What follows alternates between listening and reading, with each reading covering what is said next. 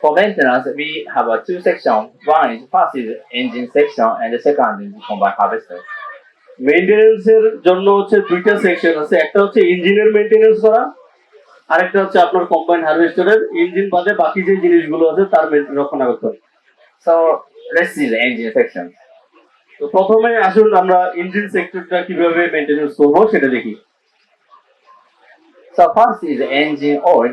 Engine oil is have a whole function: lubricating, cooling, uh, sealing and cleaning inside of the engine. If you do not change the engine oil, the engine life will be shorter. প্রথমটা হচ্ছে engine oil. Engine অয়েলের চার ধরনের কাজ আছে।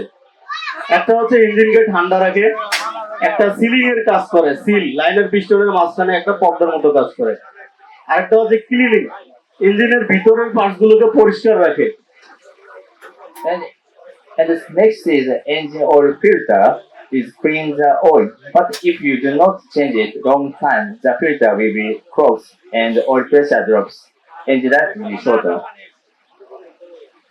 Engine oil filter হচ্ছে অয়েলটাকে পরিষ্কার করে, ইঞ্জিন অয়েলটাকে। আপনারা যদি একটা দীর্ঘ সময় ধরে এটাকে পরিবর্তন না করেন তাহলে কি হবে, ফিল্টারটা যখন জ্যাম হয়ে যাবে তখন ইঞ্জিন অয়েলের প্রেশারটা কমে আসবে, অয়েল চারপাশে ফ্লো হবে না, সেক্ষেত্রে ইঞ্জিনের লাইফটা কমে যাবে।